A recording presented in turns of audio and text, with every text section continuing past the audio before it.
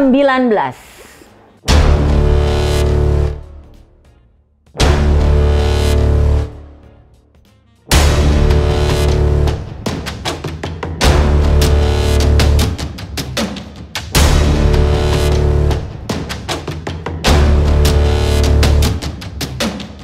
We have therefore made the assessment that COVID-19 can be characterized as a pandemic. Hasil positif sampai dengan saat ini pada pukul 12 tadi adalah 5.923 orang. Kasus meninggal 520 orang. Seluruh provinsi di tanah air ini sudah terdampak, 34 provinsi. COVID-19 hadir membawa bencana. Tapi juga COVID-19 memberikan perubahan. Kenapa? Saya akan garis bawahi 3. Yang pertama, perilaku. Yang kedua, aktivitas. Yang ketiga, buat pelaku bisnis, bagaimana mereka menjalankan bisnis. Nah, perilaku. Apa yang berubah dengan kita? Kemana kita pergi, kita pakai masker. Bahkan kita di rumah pun kalau sakit wajib pakai masker. Kemudian, setiap kita memegang apapun, maka kita wajib cuci tangan. Nah, kemudian setiap 15 menit kita juga wajib minum. Kemudian, kita tetap harus sehat.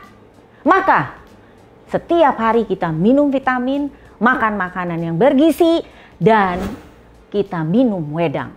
Waktu saya kecil, wedang saya sampai dicekok sama orang tua agar nafsu saya makan baik. Sekarang, saya setiap hari pagi sore minum wedang.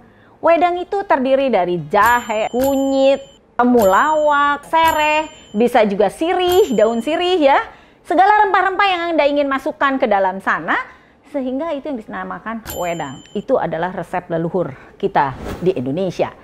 Bahkan Pak Jokowi juga setiap hari menggunakan wedang untuk kesehatan beliau. Dan yang terakhir, yang disarankan juga oleh WHO dan pemerintah adalah di rumah saja. Kemudian, saya coba riset kecil melalui Google Form kepada 100 responden di seluruh Indonesia. Mulai Jakarta, Bandung, Makassar, Medan, kemudian Ambon, dan Irian. Kita mendapatkan apa yang dikehendaki masyarakat Indonesia pada saat di rumah saja. Menurut mereka, hasil terbesar adalah family time. Kita sekarang mempunyai waktu yang banyak bertemu keluarga, bercanda, makan bersama, nonton bersama, belajar bersama, bahkan bermain bersama.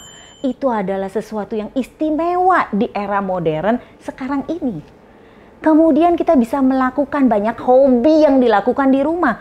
Seperti masak, menjahit, membereskan rumah. Yang selama itu adalah barang mewah buat kita.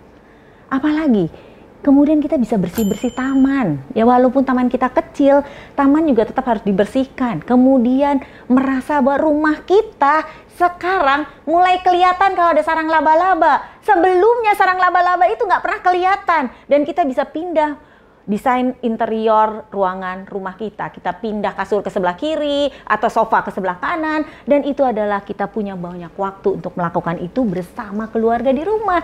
Menyenangkan sekali itu. Tentunya ada teman-teman karyawan yang memang dengan terpaksa harus tetap ada di kantor. Nah, apa yang harus kita lakukan? Pastinya, 1, merapikan dokumen, file-file, merapihkan kantor kita.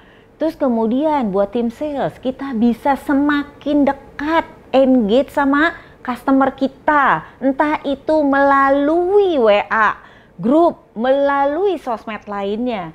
Tapi pastikan kita tidak akan pernah lepas hubungan dengan nasabah kita. Karena apa? Disitulah kita tetap bisa berkomunikasi walaupun tidak ketemu fisik.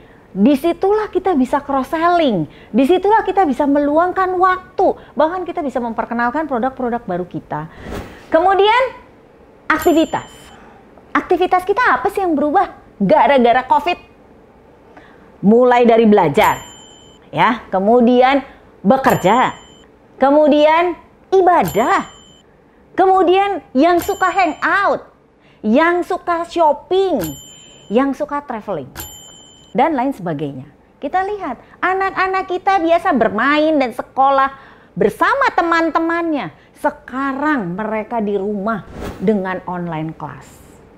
Para pekerja biasa bermacet-macet pagi hari, juga pulangnya sekarang bekerja dari rumah dengan cara online meeting. Workshop mereka akan melakukan di rumah. Shopping mereka sekarang melakukannya online shopping. Biasa kita bersama teman-teman berkumpul dengan coffee shop. Sekarang kita tiba-tiba jadi pintar menjadi barista, membuat kopi sendiri. Bahkan yang lagi ngehit sekarang, kita pandai membuat dalgona coffee. Yes, teman-teman. Kemudian bagi para pelaku bisnis, itu sekarang melakukan usahanya dan memonitoring usahanya dengan apa? Remote melalui online. Ada bisnis yang dirugikan, ada bisnis yang diuntungkan. Juga ada peluang serta alternatif solusi yang kita nanti akan lihat. Kita mulai lihat dulu yang dirugikan, bisnis-bisnis yang dirugikan. Bisnis yang dirugikan adalah kemudian apa? Retail dan manufacturing. Kita lihat mulai dari maskapai, hotel, tour travel, mall, bioskop, restoran, sekolah. Semua mereka mulai perlahan mereka sepi. Karena apa? Kita harus jaga jarak. Sehingga terpaksa banyak dari mereka harus melakukan tutup aktivitas. Sehingga karyawan terpaksa harus dirumahkan atau cuti, atau yang paling akhir saya juga nggak enak menyampaikannya adalah PHK. Sebaiknya ini kita hindari ya. Jadi PHK terpaksa buat perusahaan yang tidak bisa lagi melakukan cuti, tidak bisa lagi melakukan dirumahkan, harus dengan PHK. Tetapi teman-teman, ada juga yang diuntungkan, yaitu apa? Produk-produk kesehatan seperti vitamin, masker, APD itu mulai mereka booming. Kemudian video streaming, kita yang biasa nonton bersama teman-teman di layar lebar, sekarang kita mulai berlangganan video streaming. Kemudian apa? Karena kita tadi di dalam riset dikatakan saya bisa olahraga di rumah, saya membeli alat olahraga. Itu juga alat-alat olahraga mulai booming. Apalagi yang boomingnya luar biasa, ekspedisi. Ya, perusahaan ekspedisi itu karena semua dilakukannya dari rumah, semua perintahnya dari rumah, sehingga kita belanja online, kita beli makan online, bahkan beli sayur kita juga online, bukan lagi kita harus ke pasar karena kita harus lakukan diam di rumah. Saya akan kasih alternatif solusi sebelum kita sampaikan ke peluang.